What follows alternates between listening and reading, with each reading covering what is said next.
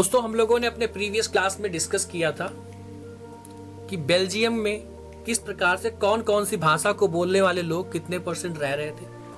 59% लोग वो लोग जो डच भाषा को बोलते थे कहाँ रह रहे थे, वो रह रहे थे फ्लैमिश वाले रीजन में, जो येलो वाला रीजन था नॉर्थ में, उसमें 40% वो लोग जो कहाँ रह रहे थे, जो कौन सी भाषा को बोल रहे थे, वो फ्रेंच भाषा को बोल रहे थे। और किस स्थान पर रह रहे थे, वो रह रहे थे वेलोनिया में। और 1% जर्मन स्पीकिंग लोग थे। टोटल 100% जो आपकी पॉपुलेशन थी उसको 3 भागों में डिवाइड कर दिया गया था बेल्जियम में। और जो बेल्जियम की कैपिटल सिटी थी, कौन सी कैपिटल सिटी थी बेल्जियम की, ब्रसेल्स में 80% वो लोग थे जो फ्रेंच भाषा को बोलते थे, बट 40% जो लोग थे वो कौन सी भाषा को बोलते थे, वो 20% जो लोग थे वो डच भाषा को बोलते थे। ठीक है, आगे बात करते हैं। आज हम लोग इसके आगे बात करेंगे।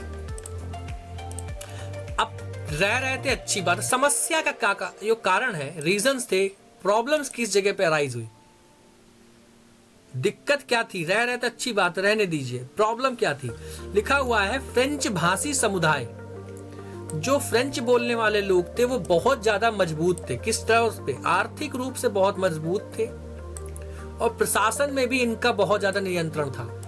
जो लोग फ्रेंच भाषा बोलते थे उनके पास पैसा ठीक ठाक था। जिनके पास पैसा है भैया, उनके पास पावर भी होगी, पावर में कंट्रोल भी उनके पास ज्यादा रहेगा, वही चीज है।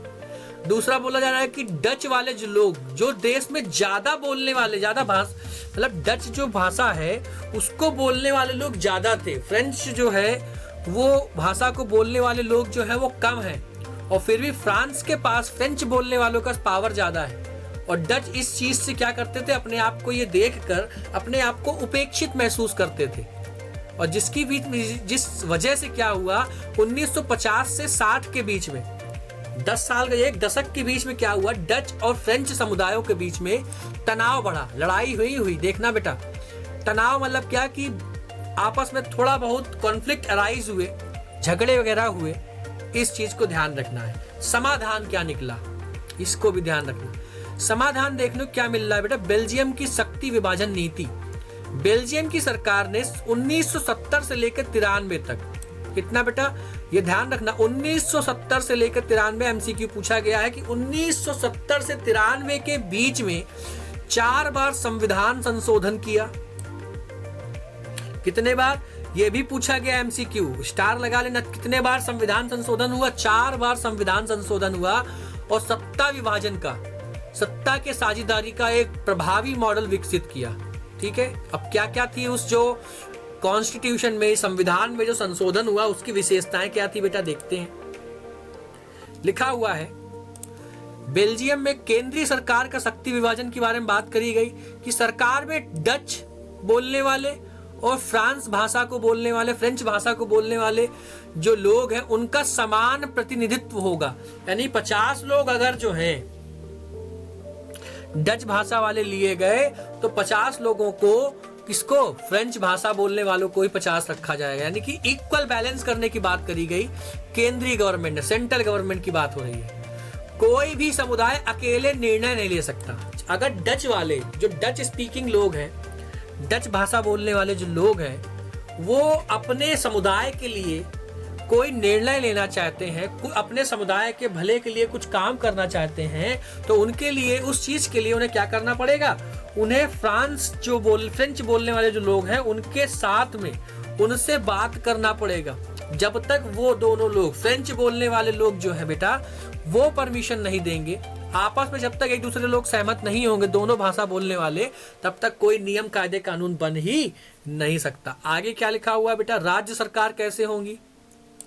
राज्य सरकार अपने क्षेत्रों में स्वतंत्र रूप से कार्य कर सकती है। मतलब बेटा सिंपल सी चीज, जो स्टेट गवर्नमेंट होने वाली है उसको केंद्रीय गवर्नमेंट पे डिपेंड होने की आवश्यकता नहीं है। स्टेट गवर्नमेंट अपना काम स्वयं कर सकती है, इंडिपेंडेंट कर सकती है। जैसे कि आपके भारत में है, सेंट्रल गवर्नमेंट भी आपके देश में देखने को मिलेगी और स्टेट गवर्नमेंट भी देखने को मिलेगी। स्टेट के इलेक्शन होते हैं, स्टेट में चीफ मिनिस्टर बनता है और वो चीफ मिनिस्टर अपने स्टेट के लिए काम कर सकता है। सेम बेल्जियम में भी आपको ध्यान रखना यही चीज चल रही थी। आगे क्या लिखा हुआ है, ब्रसेल्स में जो आपकी कैपिटल सिटी है ब्रसेल्स, उसमें क्या किया गया, उसमें एक विशेष व्यवस्था की गई बच्चों। कौन सी व्यवस्था? देखो लिखा हुआ है ब्रसेल्स में दोनों भाषाई समुदायों का समान प्रतिनिधित्व रखा जाएगा। दोनों भाषा को जो बोलने वाले लोग हैं, कौन सी दोनों भाषा?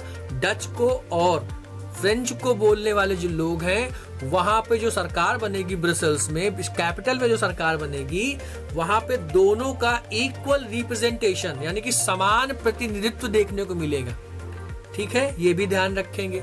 आगे बढ़ते हैं। ये समाधान है बेटा, जिसकी वजह से जो बेल्जियम है वहां पे जो लड़ाई झगड़े हो रहे थे वो लड़ाई झगड़े एकदम से रुक गए। आगे देखते हैं बच्चों। और इसके साथ साथ क्या देखने को मिला कि सामुदायिक सरकारें, सामुदायिक सरकार जो जिले वाली जो सरकार होती है, छोटे स्तर पे जो सरकार बनती है, वहां पे क्या होने वाला है? वहां पे देखने को क्या मिला बेटा कि डच, फ्रेंच और जर्मन समुदाय अपनी अपनी सरकारें बनाई। और ये सरकारों का काम क्या था? जो सामुदायिक सरकारें थी, इनका काम था संस्कृति पे काम करना, शिक्षा पे काम करना और जो भाषा से जुड़े हुए जो मुद्दे हैं उनको हल करना।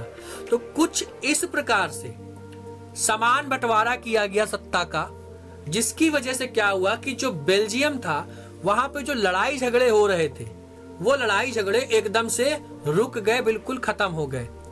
ये सत्ता की साझेदारी का एक पॉजिटिव एग्जाम्पल है, सकारात्मक एग्जाम्पल है, जिसने बेल्जियम में चीजों को बहुत ज्यादा क्या कर दिया? सिंप्लीफाई कर दिया, आसान कर दिया।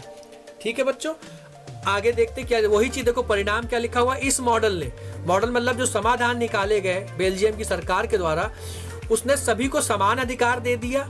और समान अधिकार भाई, सबको इक्वल ट्रीटमेंट मिल गया। जब इक्वल ट्रीटमेंट मिल गया तो कोई लड़ाई झगड़े वाली बात ही खत्म हो गई।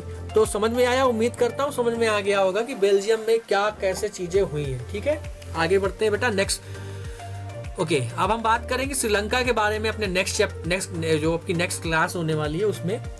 ठीक है बच्चों, पढ़ते रहिए इसी प्रकार से और प्रैक्टिस जरूर करते रहिए क्वेश्चन आंसर की। Thank you.